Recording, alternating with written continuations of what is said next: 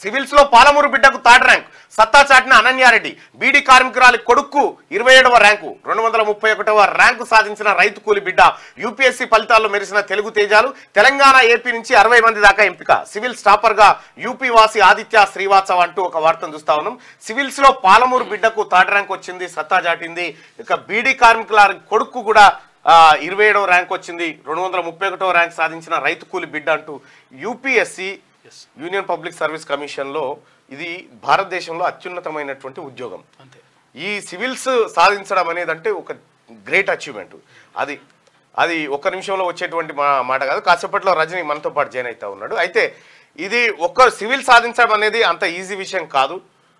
తెలుగు ఇక్కడ మన దగ్గర నుంచి కూడా చాలామంది ఈ యూపీఎస్సీకి సెలెక్ట్ అవుతా ఉన్నారు. వాళ్ళందరూ కూడా శుభాకాంక్షలు తెలియజేస్తూ, ఇక ఇటువంటి యూపీఎస్సీ లాంటి ఒక ఎగ్జామ్ పెడితే ఇప్పుడు ఉన్నటువంటి ఎలక్షన్లో పోటీ చేస్తున్న రాజకీయ నాయకులు పాస్ కాదు కదా, మెయిన్ కానీ ఆగిపోతారు. వీళ్ళంతా మెయిన్స్ దాకా కూడా పోరు, ప్రిలిమ్స్ కూడా క్వాలిఫై గారు. అంటే రాజకీయాలకు ఏ అర్హత ఎక్కర్లేదు.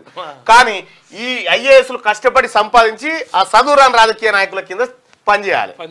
అది అయితే సివిల్స్ ఫస్ట్ ర్యాంక్ సాధించినటువంటి అభ్యర్థి నిన్న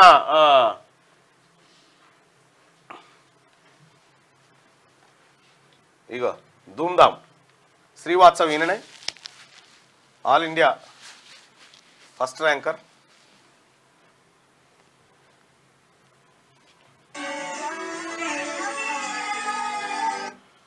ఆల్రెడీ ఆయన ఐపీఎస్ మళ్ళీ ఇప్పుడు ఐఏఎస్ కొట్టిండు. దేశంలోనే మొదటి ర్యాంకు అతనికే వచ్చింది. ఉన్నాడు. తర్వాత ఇంకోటి ఏంటంటే వీళ్ళు ఐపీఎస్ చాలా మంది ఐఏఎస్ కావడానికి మళ్ళీ ప్రయత్నం చేస్తూ ఉంటారు. ఆ ప్రయత్నంలో భాగంగా ఫస్ట్ ర్యాంక్ వచ్చింది. ఈయనది ఉత్తరప్రదేశ్, ఆదిత్య శ్రీవాత్సవ్. ఉత్తరప్రదేశ్కు సంబంధించినటువంటి ఆదిత్య శ్రీవాత్సవ్ అది.